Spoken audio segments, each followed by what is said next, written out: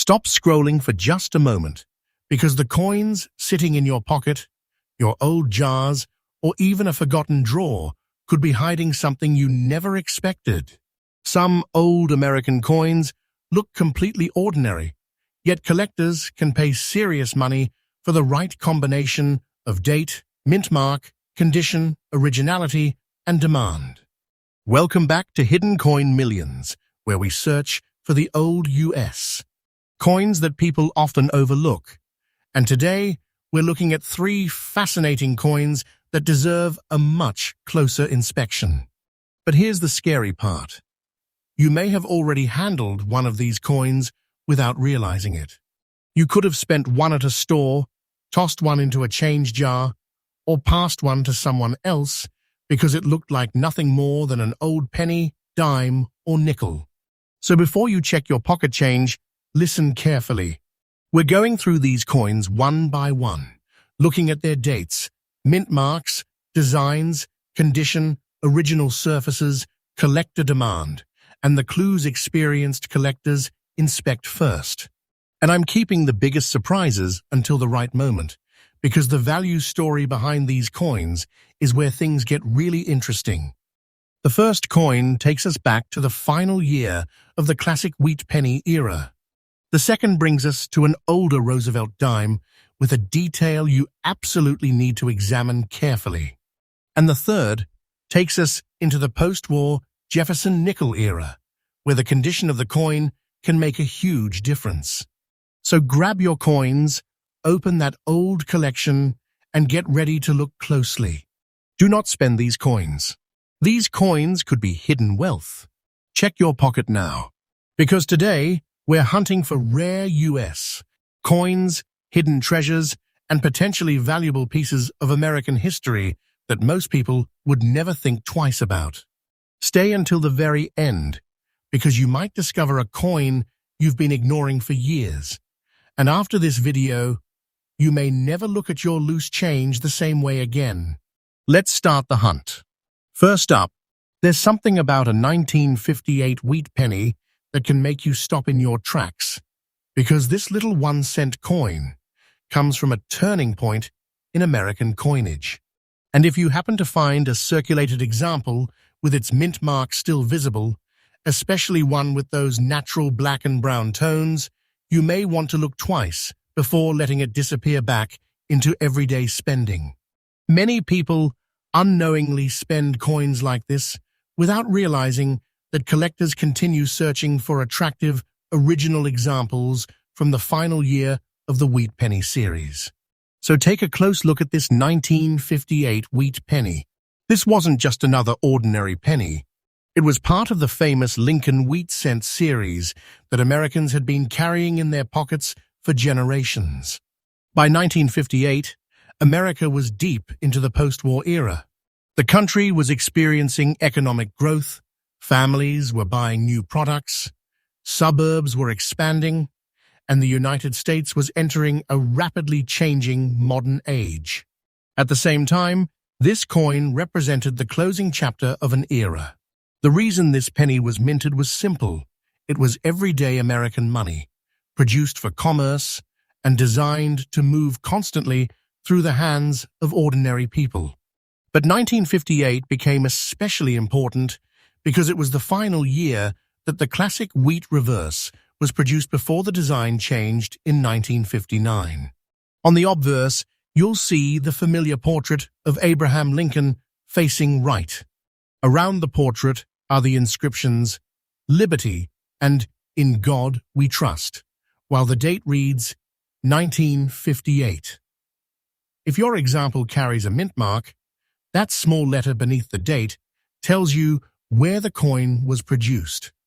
That tiny detail can matter greatly to collectors because mint marks help identify the origin of an individual coin and allow collectors to distinguish different production issues.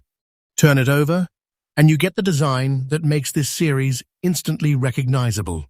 2 wheat ears frame the central inscriptions 1 cent and United States of America, with E pluribus unum above them. Those wheat stalks are more than decoration. They are the reason collectors and the public commonly call these coins wheat pennies. And here's something many people overlook. This coin was made primarily from bronze, approximately 95% copper and 5% tin and zinc. It weighs about 3.11 grams, measures approximately 19 millimeters across, and is about 1.52 millimeters thick. The edge is plain, with no lettering or reading. Now, look carefully at the surfaces of the coin you have. That black and brown coloration can tell you that you're looking at a circulated, naturally aged piece, rather than a bright, freshly preserved coin. But remember, color alone does not automatically make a coin rare or valuable. Collectors examine the entire coin. They look first at the date and mint mark. Then they inspect Lincoln's portrait, the lettering, the wheat lines, the fields, the rims, and the overall surface preservation. They're looking for heavy wear, scratches, corrosion, damage, unusual cleaning, and signs that the original surfaces have been disturbed. Survival matters too.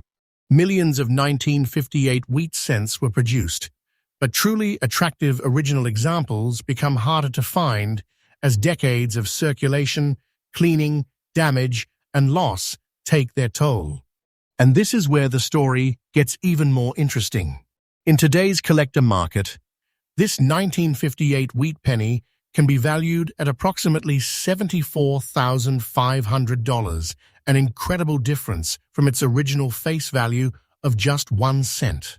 Its age, history, condition, originality, and collector demand can all influence its value.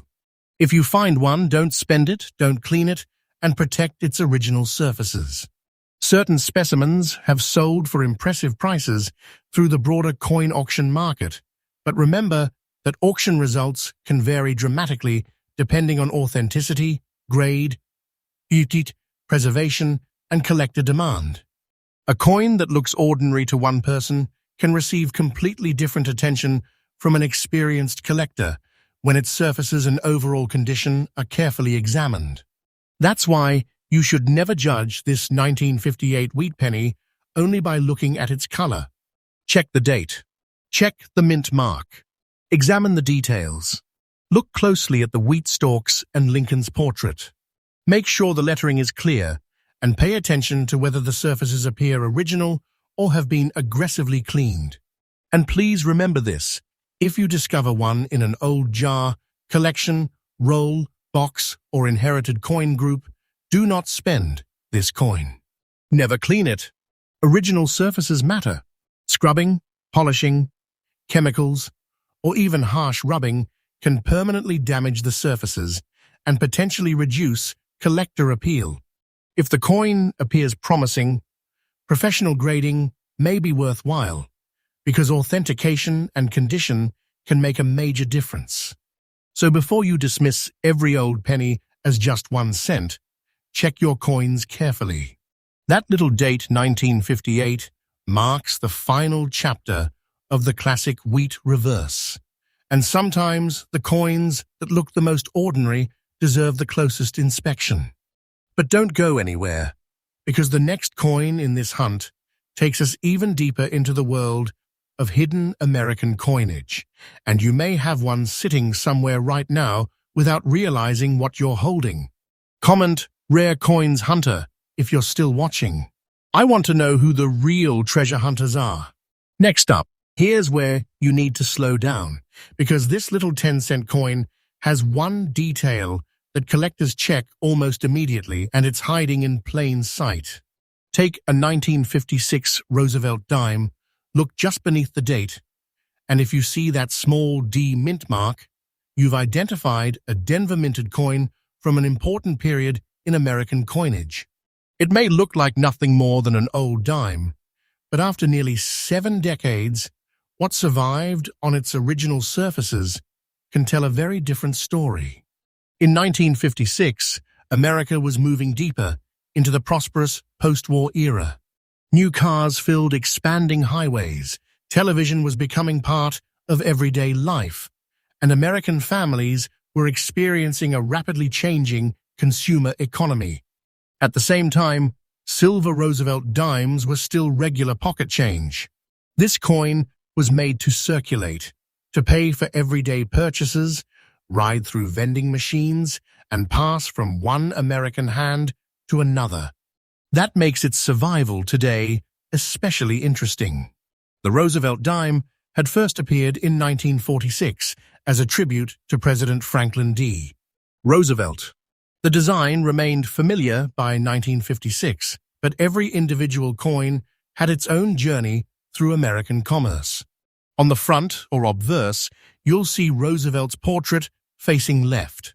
Around him are the inscriptions "Liberty" and "In God We Trust," while the date reads 1956. Beneath the date is the small D mint mark identifying the Denver Mint. Now turn it over, and you'll see one of the most recognizable dime reverses in U.S. history.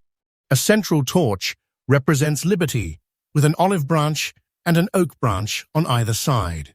Around the design are the inscriptions "United States of America," "E Pluribus Unum," and "One Dime." And there's another reason collectors pay attention to these older Roosevelt dimes. This coin comes from the silver era. Roosevelt dimes, dated 1946 through 1964, were struck in a composition of approximately 90% silver and 10% copper. The standard coin weighs about 2.50 grams, measures approximately 17.9 millimeters in diameter, is around 1.35 millimeters thick, and has a reeded edge. But now, look at the black layer you described. Don't automatically assume that dark coloration means the coin is rare. Natural toning can develop on silver coins over many decades, but collectors want to know whether those surfaces are original and undisturbed. They examine the entire coin, not just its color. And this is where the D mint mark becomes important. The Denver Mint produced more than 108 million Roosevelt dimes dated 1956. That means the date and mint mark alone do not make every example extremely rare. What collectors are really looking for is the combination of the correct date and mint, attractive preservation, original surfaces, and a condition that separates the coin from ordinary circulated examples. That's why condition matters so much.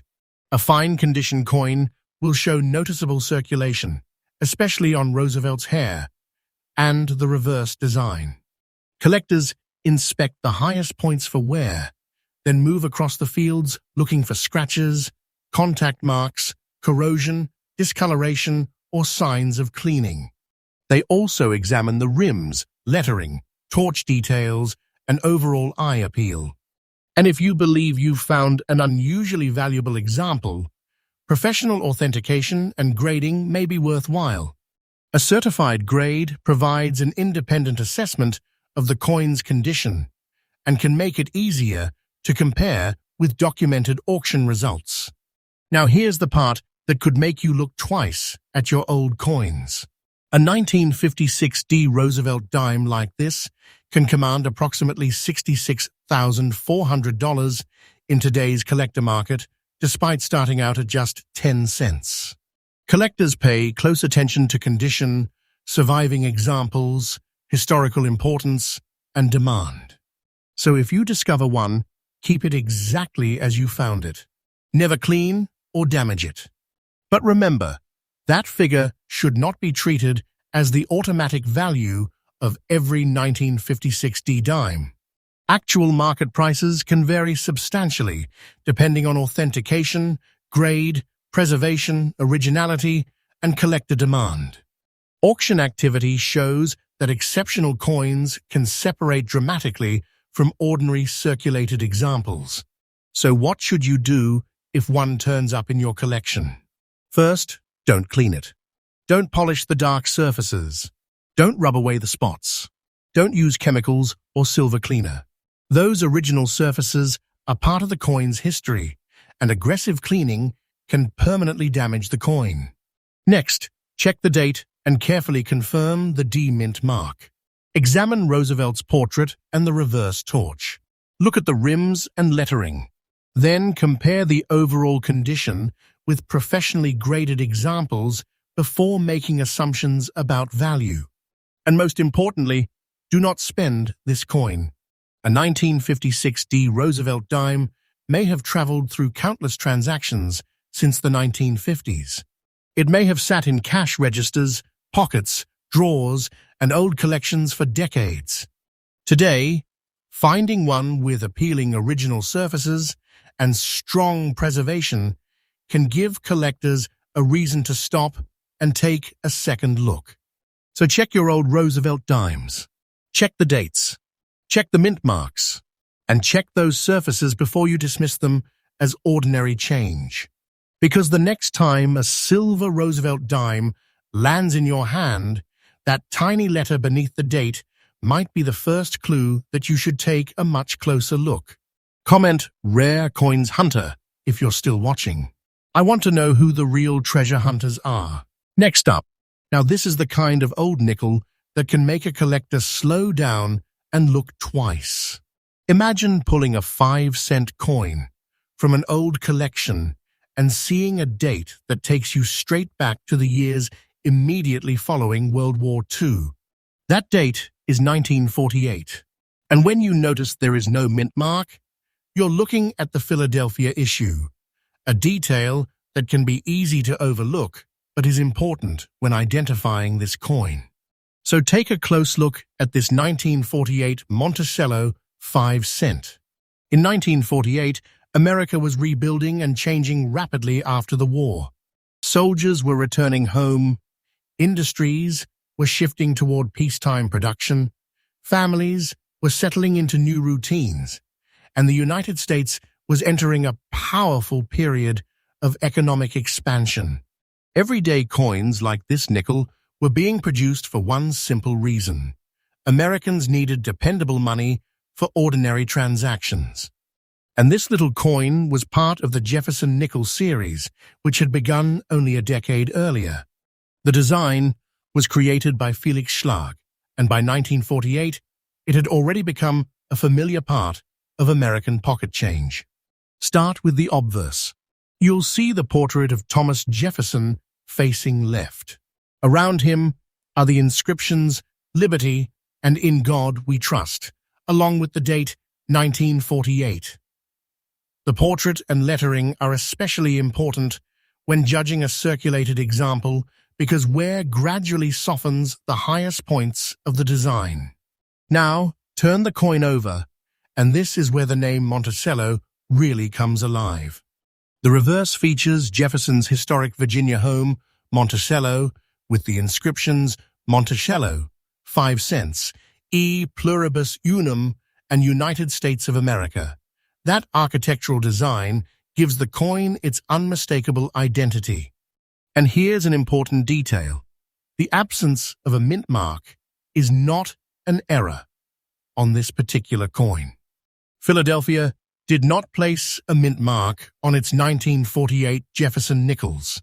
Lists the Philadelphia issue with a mintage of 89,348,000 coins. Physically, this is a classic post-war Jefferson nickel. It is composed of approximately 75% copper and 25% nickel, weighs 5 grams, measures about 21.2 millimeters across, and has a plain edge. Now look closely at the gray dots and the overall appearance of the coin you described. That surface appearance can certainly catch a collector's eye, but color or spotting alone does not establish rarity.